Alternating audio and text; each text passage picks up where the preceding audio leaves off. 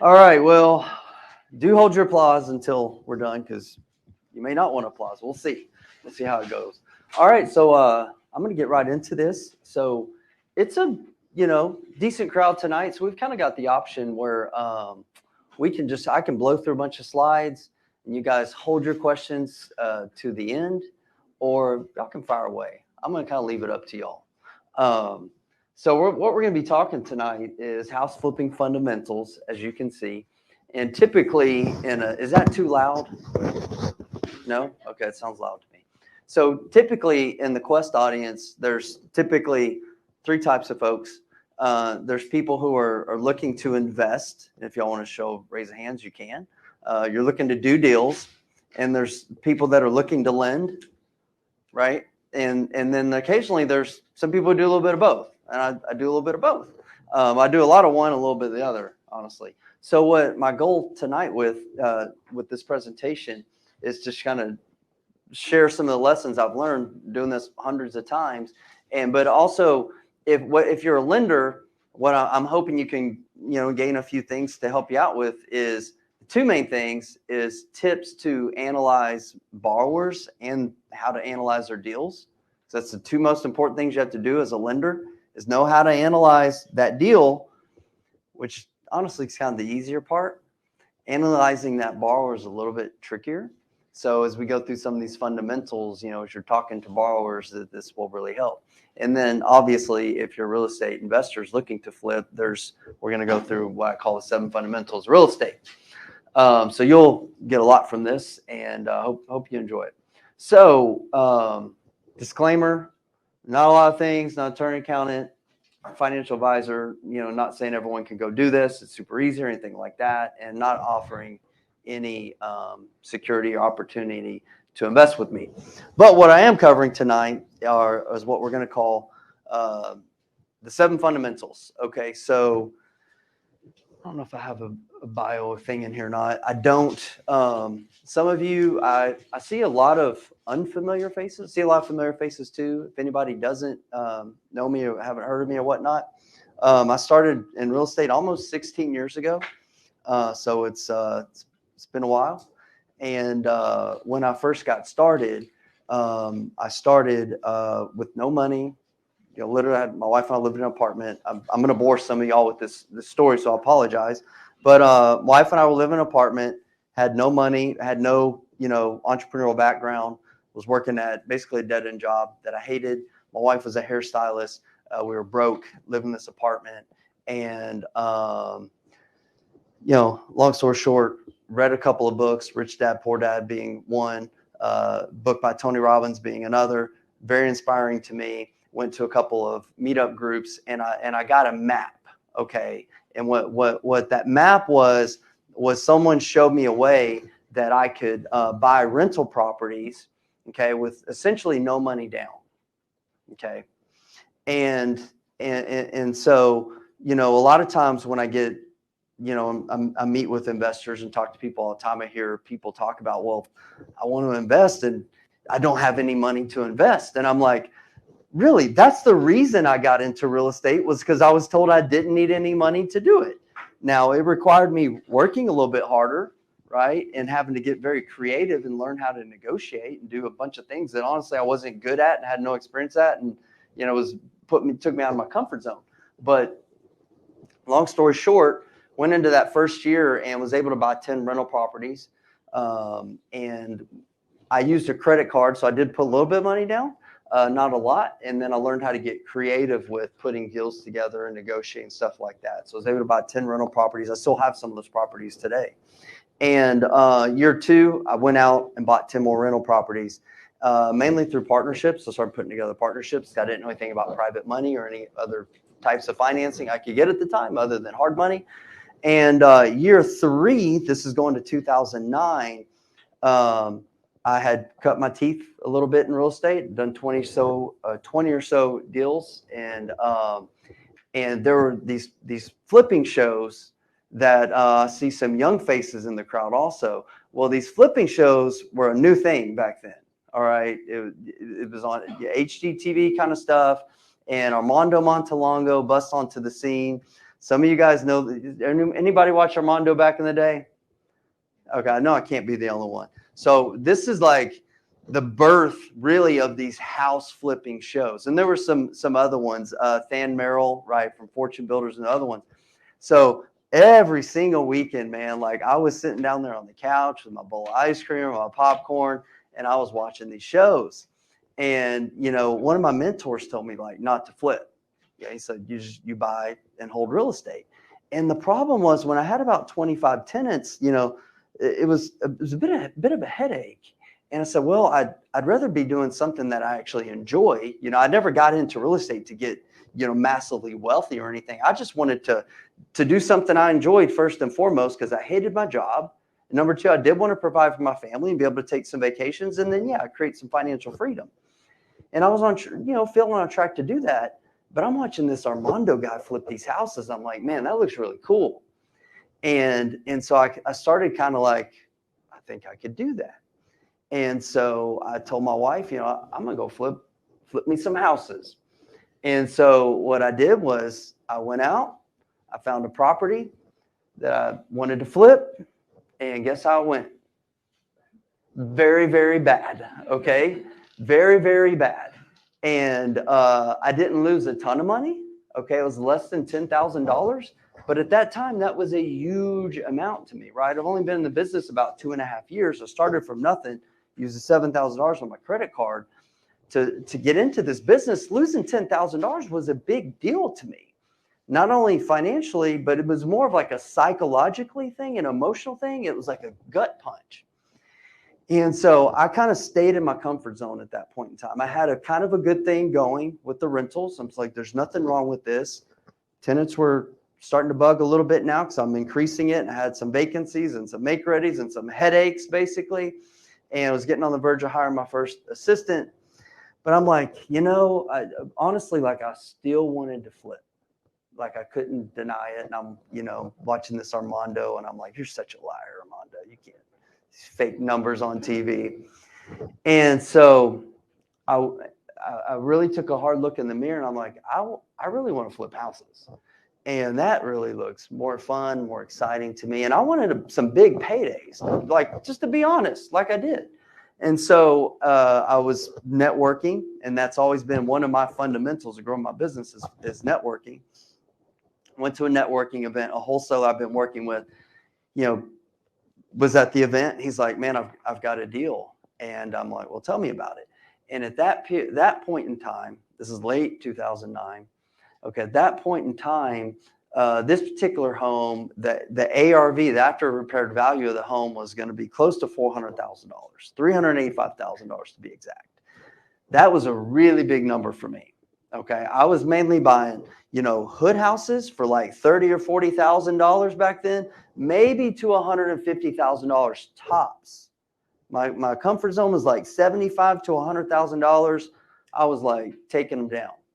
Now we're talking about $400,000, and I'm looking at my last house that flopped, and that was only like a $150,000 house. I'm like, what am I doing here? And my wife and I had moved out of our apartment, but our home at that time was less than $200,000. I'm like, should I be flipping this house? And that was not a good real estate market, right? 2009 it was not. And so he gave me the numbers, and it was in a neighborhood called Greatwood, if anyone's familiar with Greatwood in Sugar Land.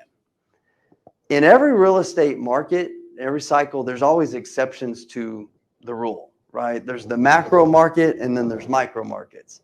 Greatwood has always been a great market. And this was kind of my wife and I's dream neighborhood too at that point in time. Like, man, if we could just live in Greatwood, have it made. So he gave me these numbers, and, you know, the deal was, I was buying it for, I should remember this, but I don't. It was in the mid to high twos. The house was beautiful. It was amazing. Didn't need much at all, okay, except the kitchen. Okay, it needed painting and carpet and very, very, very basic stuff. But the kitchen was completely gutted because the previous family living there, husband and wife, were separating and divorcing. He had just remodeled the kitchen for her not too long ago, and he felt, you know what, for divorcing, I'm gutting the kitchen and demolishing it. And he did. So we had a full kitchen remodel. Okay. And then just paint and carpet kind of stuff. Pretty simple stuff. And all in all, it was like a $30,000-$40,000 rehab, nothing too major.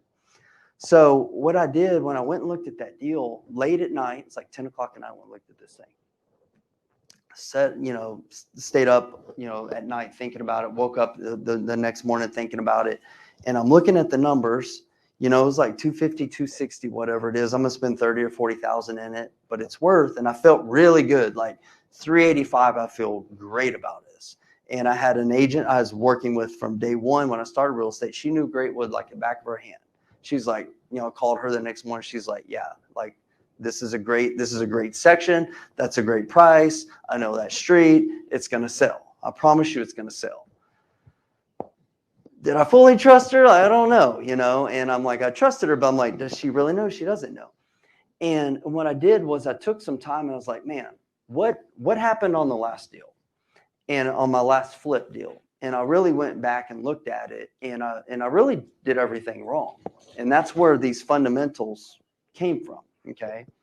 And so, starting with mindset, we'll get into generating leads, evaluating deals, estimating repairs, financing, rehabbing, and then generating income. That's where it's all birthed from. So I went back to the drawing board and looked at everything I did wrong.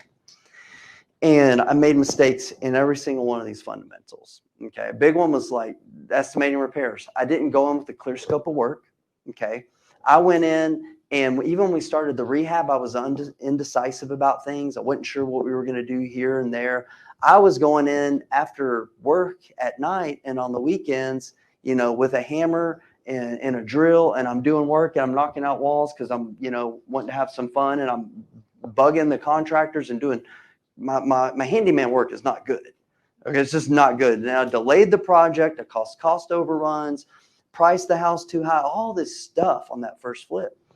And I said, what if I learn from this? So what I did was I made a decision, and I raised private money on it versus nothing against hard money lenders, but I got my money a lot cheaper, and I got super clear on what we're going to do here. I created a crystal clear scope of work. Okay. Called my contractors before we even closed on the property and scheduled a walkthrough the day of closing. Okay. I said, hey, I'm closing at this house at 10 a.m. If you want to work on this job, I need you here at noon. I need you to show up on time. Don't be late. We're getting to work today. And so they all met me over here, and I said, here's the deal, guys. Here's the scope of work. I know exactly what we're doing. Every square inch of this house, I need it done, and I need it done quick. I need it done in 30 days or less.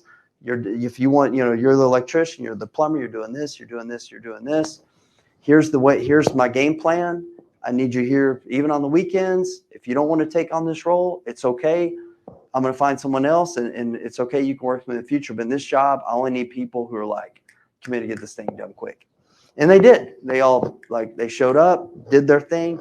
We finished that rehab in 30 days, put the house on the market. It was a Friday. I remember like it was yesterday, put that house on the market the same day, listed it with multiple offers that same day, accepted a full price offer at $385. Closed it 30 days later. So I made $60,000 in 60 days, which was more than I made of my full-time job working an entire year. And that's when I was hooked. Then I was hooked. I was an addict. I'm like, man, I love this game. It's not great for your taxes. If you're making a lot of money, pay a lot of taxes. Okay, there's ways to shelter it, and I do a lot of other long-term buy and holds and stuff like that. But I've been flipping houses ever since. Okay, and so that's where this kind of presentations birthed from. So I'm going to dig into some of these fundamentals, and if you guys have questions, fire away. You got to use the Quest Cube, whatever they call it there. So what we're going to talk about first is mindset. So whatever you do in business or real estate, it's really important that you start with good mindset. Okay. So when I began my real estate investing business, not my house flipping business, but buying, rental properties and real estate, I was super clear and committed on what I was going to do. So if you guys are starting out, or maybe you're stagnant or you're stuck in your business, I encourage you to go back to the drawing board, right? Think about what it is that you really want to create. not only with your business, but with your life and with your legacy. And you get super clear on that, because if you have the why, the how becomes easy. When I came home that night after going to that networking event. It was a weekend boot camp. And I came home that Sunday night and I told my wife I was going to buy 10 rental properties that year. And she's looked at me like, you're crazy. She said, how are you going to do that?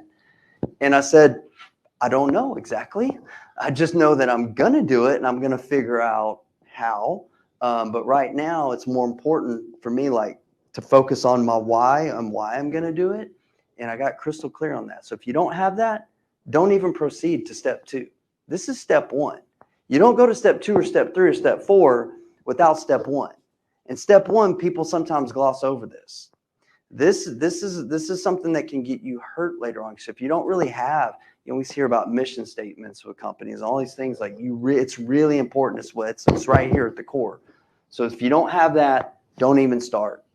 Number 2, 9 out of 10 businesses fail. Everybody's heard of this, right? Everybody's heard this statistic.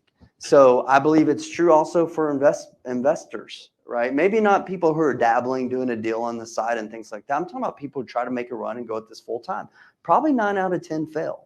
So why is it? Is it that they're, don't know how to run a business? No, I don't think so. I don't think so.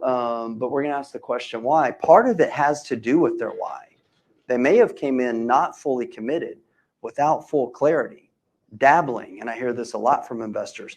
Hey, what are you going to do? Well, I'm going to flip some houses, but I was thinking about renting, getting some rentals and maybe Airbnb or wholesaling. What do you think about that? And then it's all over the place.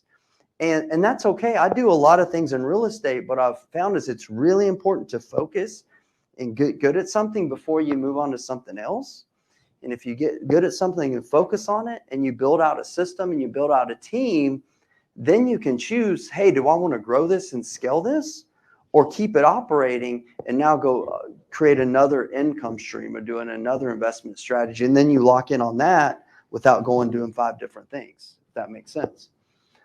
So why do these 9 out of 10 businesses fail? Okay, so like I mentioned, number 1, it goes to that failure to create that big enough why. Okay, so if they don't create that big enough why, then your obstacles are going to come in, your challenges are going to come in, your cash flow crunches are going to come in, your tornadoes hitting your mobile home parks Sunday night, like I'm dealing with right now, that's going to come in. All these headaches are going to come in. If you don't have something you drive in you that outweighs the problems, you're going to quit. And it's a simple math question, right? Like if your problems outweigh or outnumber like the numerical value of your why, you're going to fail. Okay, so that's number 1.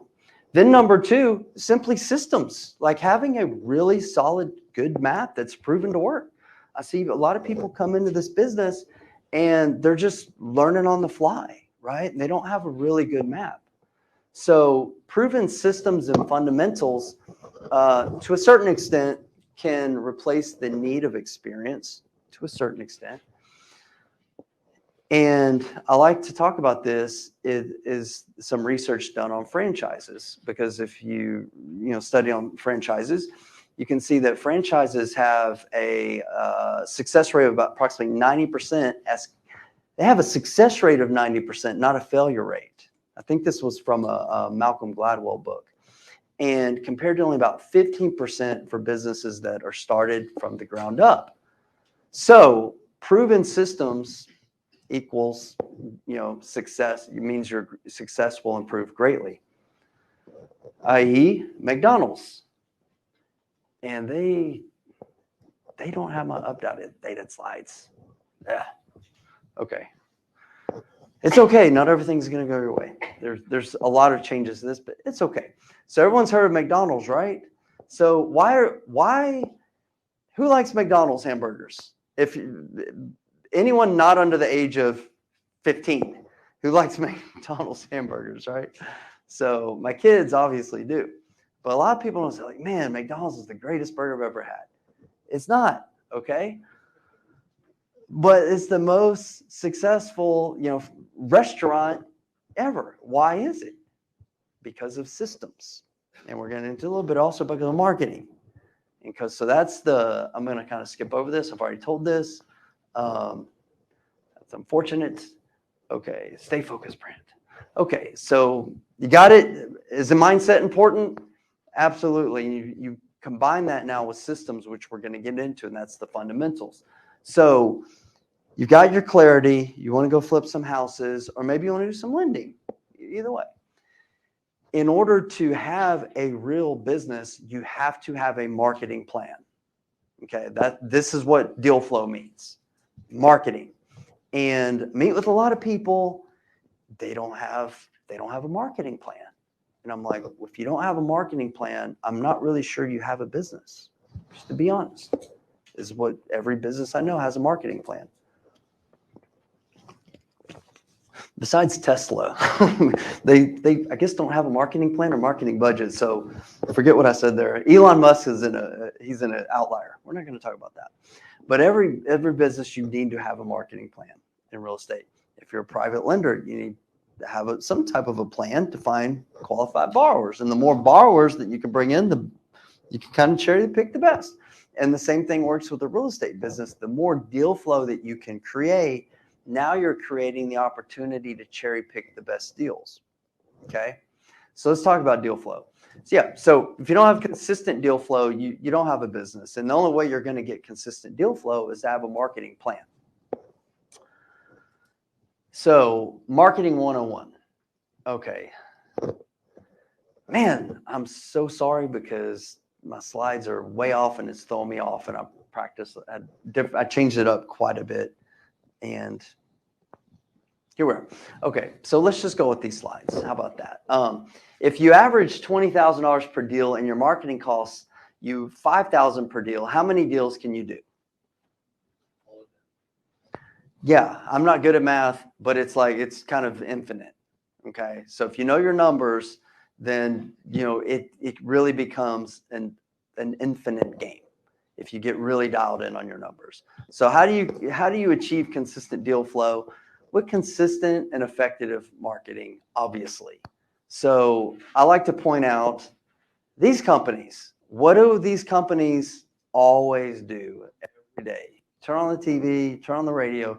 You're probably hearing McDonald's, Coca-Cola. You're hearing Geico commercials like over and over and over and over and over and over again, right? So kind of think like them. Have that mindset of always be marketing your business. It doesn't mean that you need to always be spending money on your marketing. It just means that you need to always be marketing your business. Okay, so how do you do that? Well, there's a lot of ways to do that. Okay, I don't obviously have time to go into depth in all these, but it's the same thing. It's kind of the rule of one, where don't go out and try to do all of these all at once. But if you pick one, if you pick one and you get really, really good at it, now you've created what is called a lead valve. Okay, it's one flow of leads coming in. And if you can just focus on that one marketing source in the beginning, and your one marketing source may be networking. Okay, when I first started, I was going to 2, sometimes 3, even 4 events a week, right? Like I know some of you all are here doing right now. And that was a part of my business because I didn't have a marketing budget. But if there was a deal, or if there was a wholesaler, if there was an agent that had a deal, I needed to be in those rooms. Now, after a while, that gets exhausting. Okay, there's 2 ways to market, like either spend your time or your money. So at some point in time, you're going to want to pull a leverage handle and leverage other people's resources, other people's time or your money to pull that leverage handle, right? You just can't do it on all these. So you really want to just pick one so that you can, learn to master that form of marketing, establish systems or process, and then you can start stacking as many forms of marketing as you can handle and fulfill on the buy side. We've got commercials going out now. Has anyone seen our commercial? They just started this week. So I'm like, wait, you saw it? Did you really? Oh, dude, what'd you think? Okay, sweet, dude. Yeah, I had it in my updated presentation, which is obviously not on here. I was going to show y'all and see what you think about it. But we're running commercials now, okay? So, the thing with marketing is this. It's key to your business, but once again, you don't need to go do everything, but look at ways that you can leverage. So the commercial is actually one of the easiest ways of marketing we've ever done. Just called a dude who specialized in marketing, and he sets up pretty much everything. Took an hour of our time, and for the most part, like the ads are running, we're already getting calls and leads. So let you know how that goes. But out of all these, which lead source works best?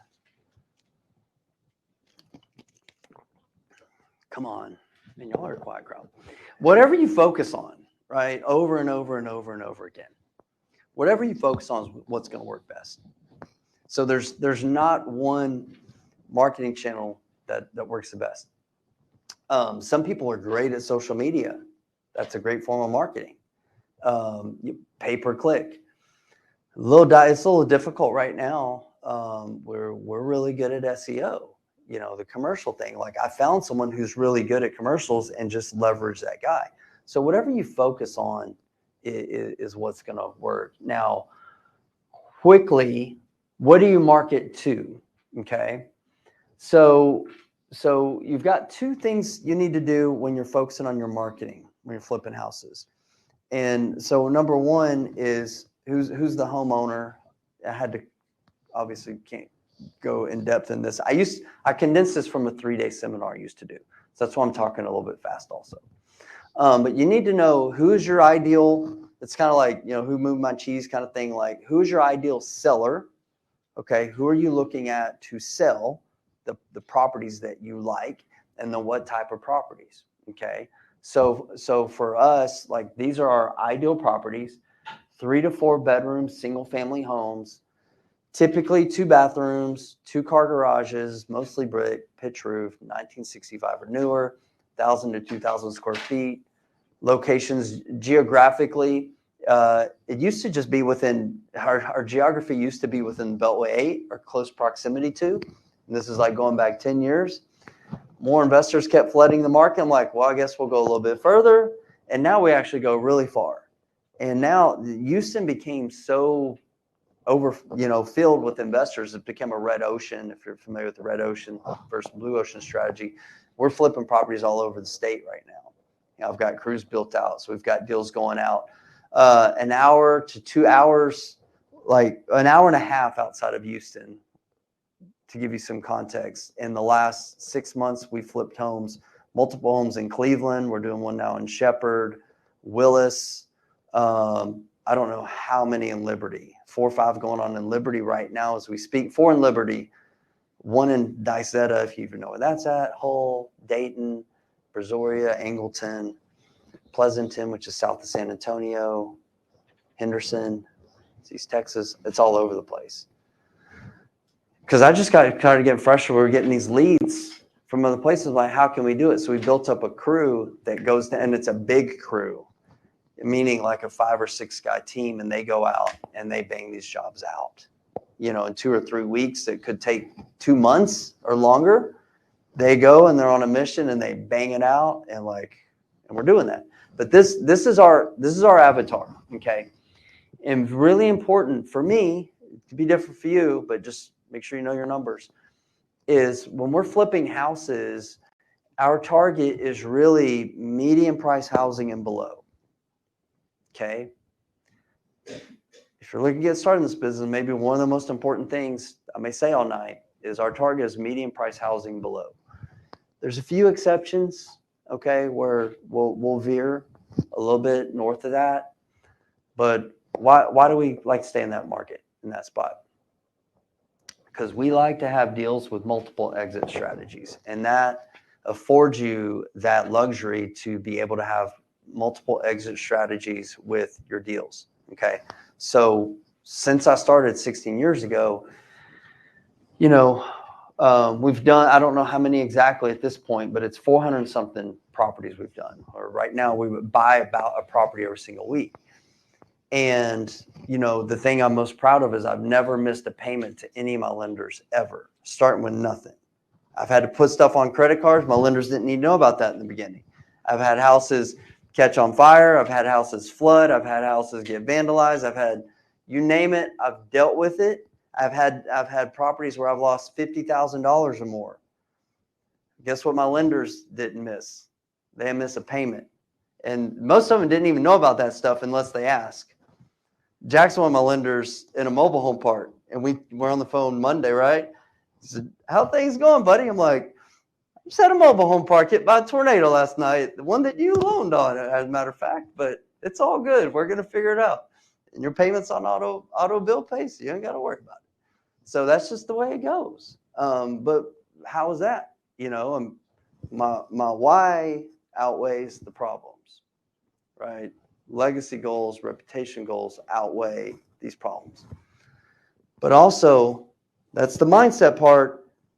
Now this is the systems part, because you want to build in sustainability in your business.